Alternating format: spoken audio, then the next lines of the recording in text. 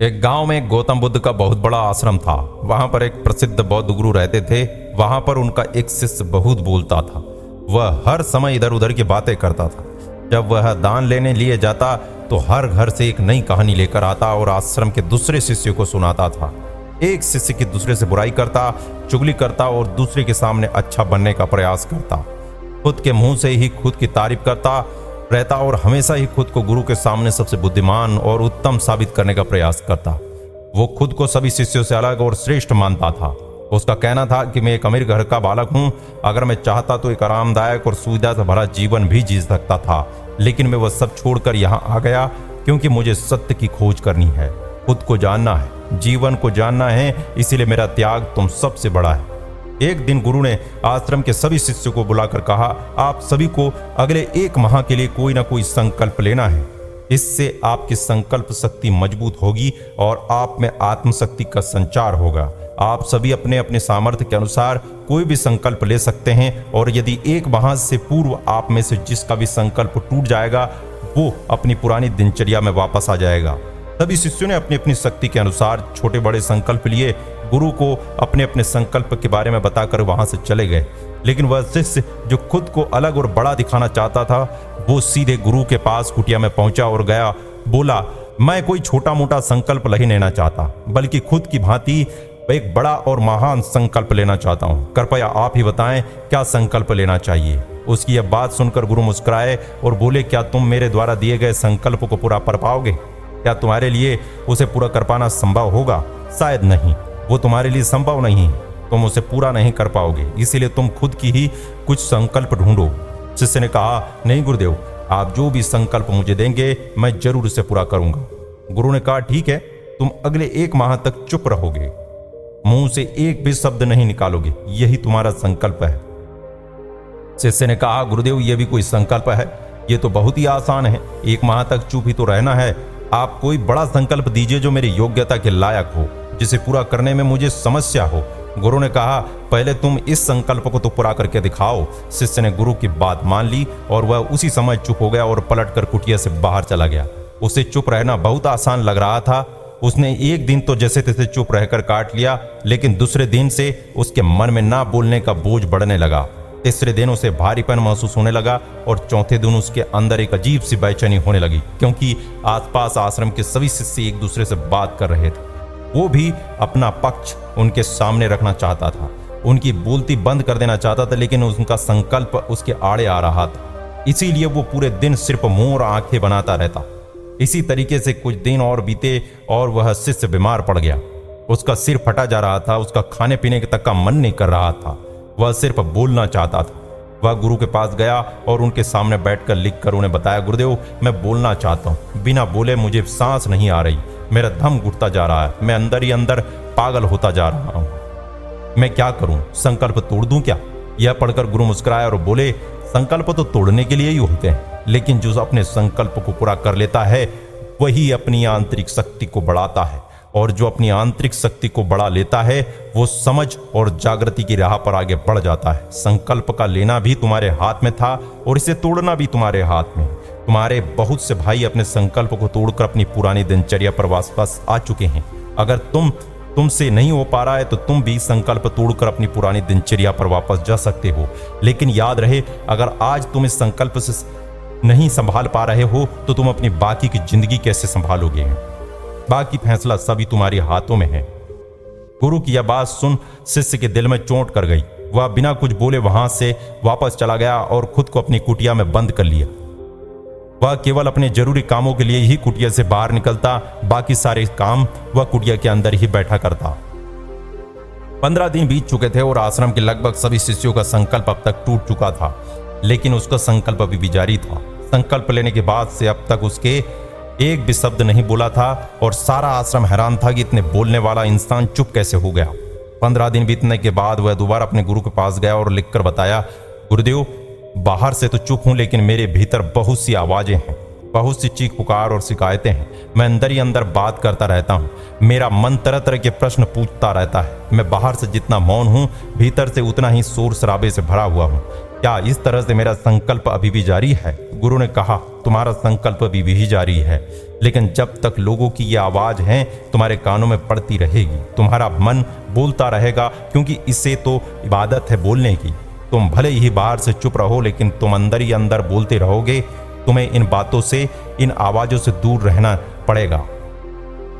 शिष्य गुरु को प्रणाम कर वहां से चला जाता है और सुबह होते ही अपनी कुटिया छोड़कर जंगल की तरफ चला जाता है। कई दिन बीत जाते हैं, संकल्प का समय भी पूरा हो जाता है, लेकिन शिष्य लौटकर नहीं आता। आश्रम में सभी को डर था कि कहीं जंगली जानवर ने उसे खा तो नहीं लिया।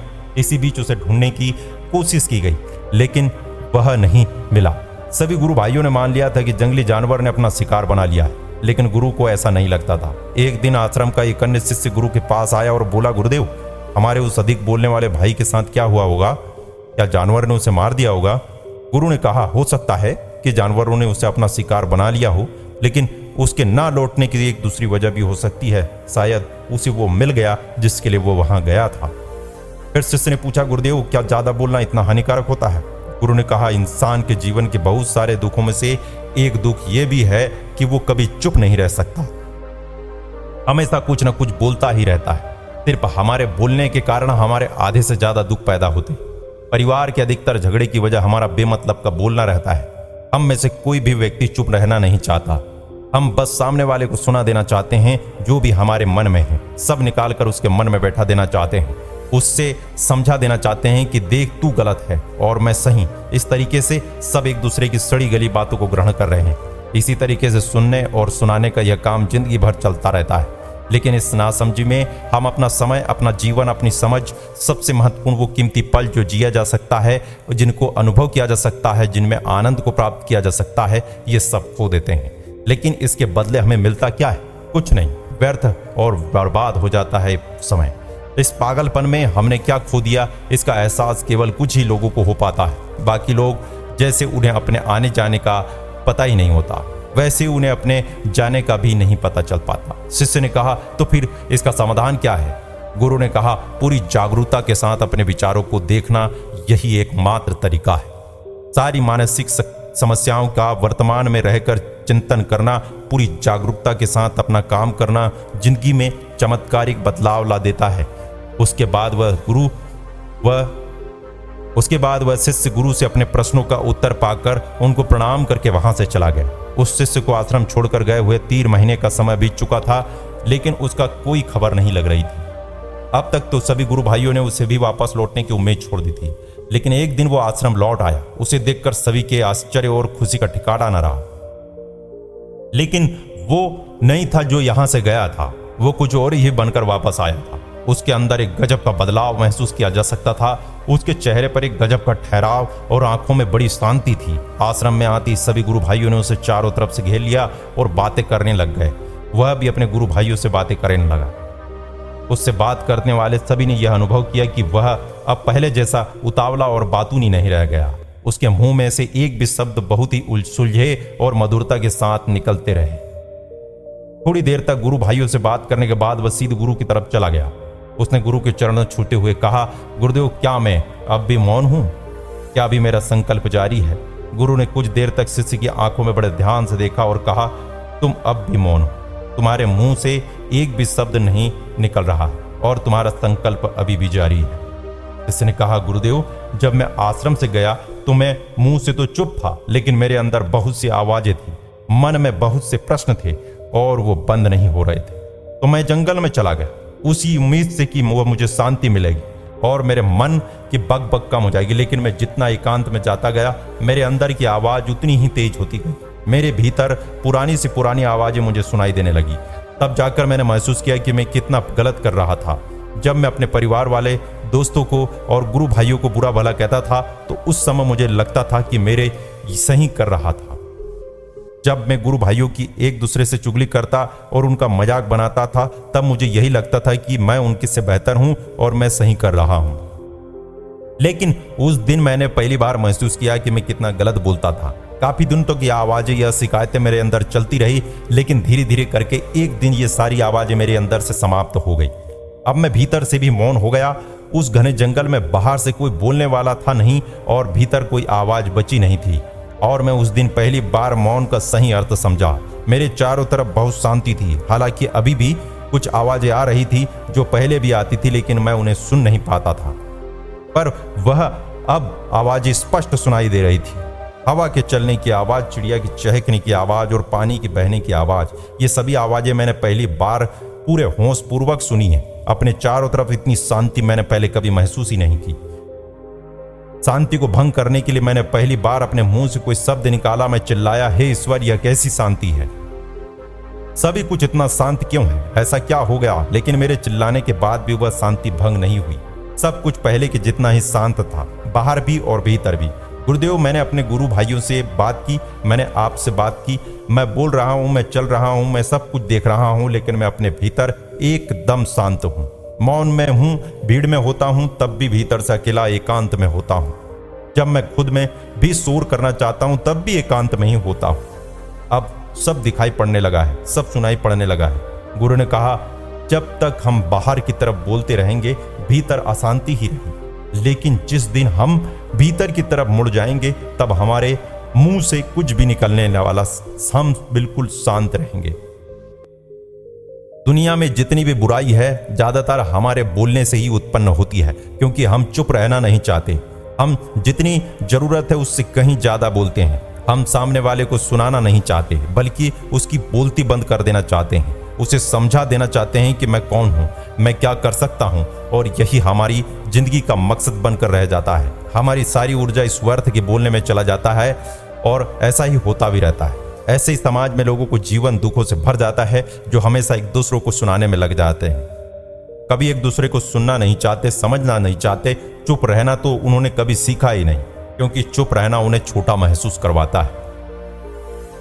दुनिया की सभी लड़ाइयों का कारण हमारा बोलना ही है। इसीलिए हमें सिर्फ उतना ही बोलना चाहिए जितना जरूरी हो, क्योंकि व्यर्थ का बोलना ऊर्जा को नष्ट करता है, और ये बोलना ही हमें कभी अपने भीतर की ओर लौटने नहीं देगा,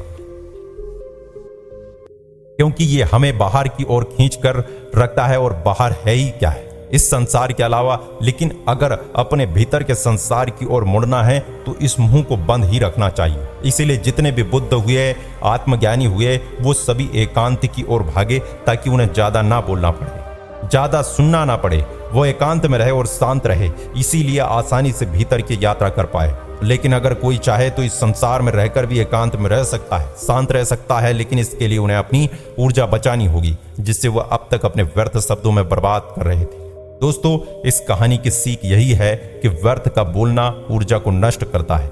ज्यादा और व्यर्थ बोलना ही हमें अपने जीवन को और भीतर ही भीतर लौटने नहीं देता, क्योंकि यह हमारे बाहर की ओर झुकाए रखता है। और जिन्हें भीतर की यात्रा करनी है, उन्हें अपने मुंह को बंद ही रखना चाहिए।